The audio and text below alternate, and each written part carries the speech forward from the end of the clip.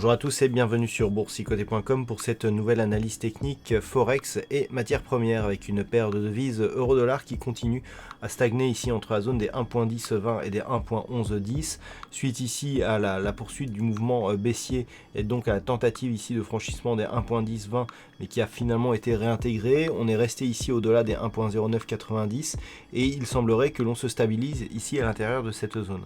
Alors d'un point de vue moyen terme, ça ne serait pas étonnant puisque depuis que l'on est sorti ici de la précédente dynamique baissière, eh bien on oscille grossièrement entre cette zone ici d'un 0,990 et une zone de point haut proche des 1,1220.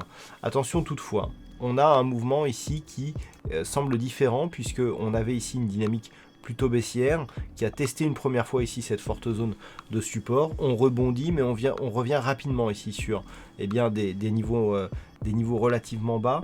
Donc si on venait à casser ici la zone des 1.1020 dans les prochaines heures, voire les prochains jours, la probabilité d'avoir une cassure ici des 1.0990 serait accrue et on pourrait en cas de cassure valider une poursuite du mouvement donc court terme qui reste baissier puisque ce point haut ici n'a pas cassé les précédents points hauts significatifs à la hausse, et d'un point de vue moyen terme aussi puisque en cassant ici cette zone, on casserait ce support ici qui est un support majeur avec un risque ici de poursuite en direction des 1.0930 voire des niveaux encore inférieurs. Et puis sur le câble, la paire de devises livre sterling contre dollar américain, il commence à y avoir pas mal de volatilité. Donc hier, j'attirais votre attention ici sur le fait que suite à cette phase de hausse, on était redescendu d'une manière très rapide sur la zone de support des 1.2970. On s'était stabilisé juste au-dessus ici des 1.2990. Et puis dans la journée, on a eu ici cette grosse phase de baisse qui est venue tester ce support majeur avant un rebond ici et une poursuite en direction de la moyenne mobile 20 exponentielle. Donc de deux choses l'une, du point de vue global, du point de vue de la tendance moyen terme, on reste ici tant que ce support n'est pas attaqué sur une phase de neutralisation mais qui fait partie d'une dynamique de tendance haussière sur la tendance de fond et notamment la tendance moyen terme.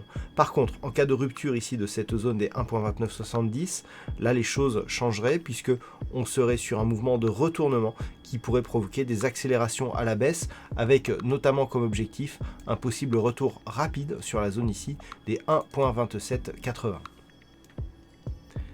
Et puis sur l'or, après une tentative ici de poursuite du mouvement haussier au-delà des 1590 $ l'once, finalement le métal jaune est revenu d'une manière très rapide ici sur son support technique ici des 1550 $ l'once. Donc clairement, du point de vue moyen terme, il s'agit d'une neutralisation de la dynamique, puisqu'après ici ce point haut, et malgré des retours ici sur les zones de support, le gold est dans l'incapacité ici de poursuivre et d'aller marquer des nouveaux points hauts supérieurs à celui-ci. Donc une phase de neutralisation actuellement, tant que les cours ici sont au-dessus des 1550 $ l'once, il n'y a pas de remise en cause de la dynamique. On a ici cette ancienne zone de point haut qui fait désormais office de support. Par contre, en cas de cassure, on pourrait revenir ici dans la zone qui se situe entre 1480 et 1550 $ l'once. Et puis enfin sur le WTI, une configuration encore une fois assez particulière puisqu'après ici cette grande phase de baisse, on avait un objectif donc de retour ici sur la zone des 51 $ le baril. Alors hier, je commençais à observer ici une cassure sur cette zone des 51 $ le baril. Lorsque l'on se rapproche, ce qui met un petit peu le doute, c'est que suite à cette cassure, on a un nouveau point bas ici significatif et on a un retour très rapide ici sur la zone de retracement, donc à 51.